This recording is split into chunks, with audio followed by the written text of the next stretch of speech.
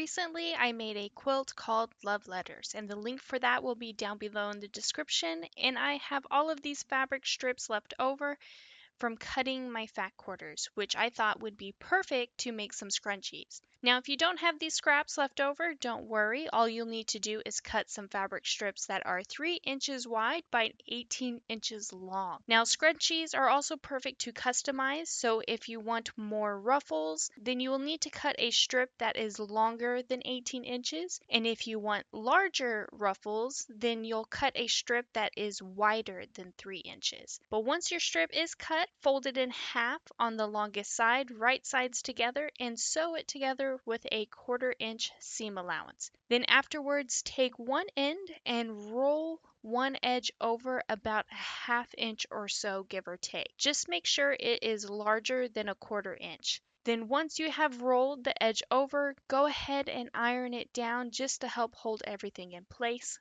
Then you're going to take a safety pin and pin it to the rolled edge side. Then you're going to pull that safety pin through your fabric tube to turn everything right side out. Then once you've done so, go ahead and give it a good pressing once more and make sure that rolled edge is now rolled on the inside of your fabric tube.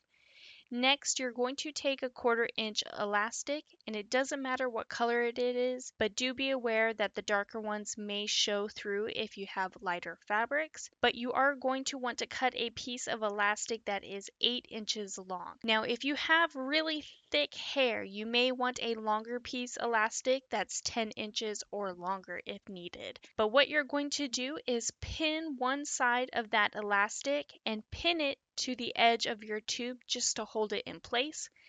Then you're going to pin the opposite side of the elastic and shove that pin inside your fabric tube, and you're going to want to scrunch everything down until you get to the very end. Once you get to the end, go ahead and grab both ends of the elastic and carefully remove those safety pins while still holding on to the elastic. Do not let go or you'll have to redo that step all over again. But once your safety pins are removed, line up the edges of your elastic and sew with a 1/4 inch seam allowance. Now go back and forth several times just to make sure it is really secured together. Then lastly, all we need to do is seal everything together. So take the raw edge of your fabric tube and carefully shove it into the folded edge about a 1/2 inch or so. Then you can hand stitch it if you prefer, or you can use your sewing machine like I am. And once again, go back and forth over it several times just to make sure everything is secured together. And that's it, you are done. So making scrunchies is actually pretty quick and an easy thing to do. And I'm going to make a few more because my husband and I actually use hair ties a lot. And yes, I did say my husband because he does have longish hair. He is currently rocking a long hair mohawk on his free time here at home. But at home, we go ahead and pull it back so that way it's not in his face.